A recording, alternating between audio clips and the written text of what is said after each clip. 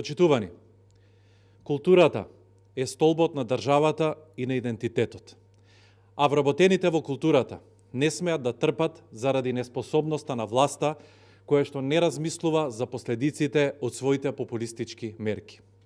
Владата призна дека е несериозна и дека ниту ја почитува културата, ниту ги почитува културните работници.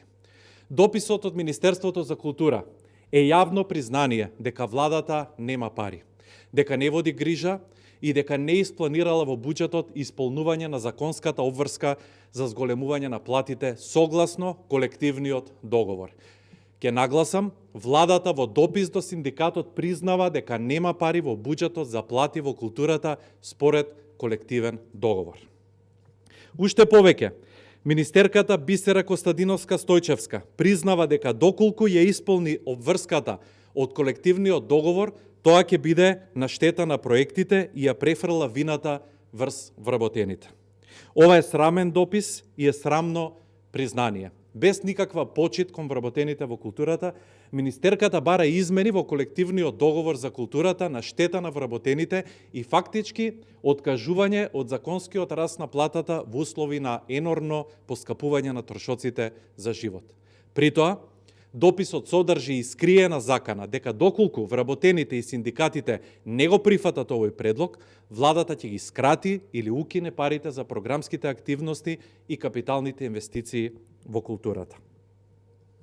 Повикуваме на разум и повлекување на ваквиот срамен предлог. Дописот со ваква содржина создава атмосфера на притисок и нездрави односи помеѓу раководствата и вработените во институциите. Односно, се создава атмосфера на притисок од страна на директорите врз дел од вработените да бидат прифатени неприфатливи решенија на своја штета. Наместо притисок и закани кон вработените и синдикатите во културата, министерката, доколку навистина себе си се гледа како министер за култура, нека насочи притисок кон Министерството за финансии и да обезбеди финансии за исплата на платите согласно колективниот договор и членот 65, без при тоа да биде прекинат ниеден проект или капитална инвестиција во културата. Се разбира доколку имале намера да ги реализираат веќе 5 години поред најавуваните инвестиции. И доколку министерката не успева да ги заштити интересите на вработените во културата и културата воопшто, па нека си поднесе оставка. И онака власта во последните 5 години смени 5 министри за култура, со што се покажува целосна негрижа, безидејност и немање национална стратегија за култура.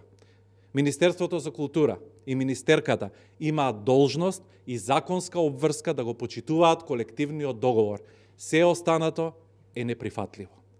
Вработените во културата, во културните институции, столбот на државата, повеќе не смее да ги трпи ваквите самоволија на политичките епизодисти од СДСМ.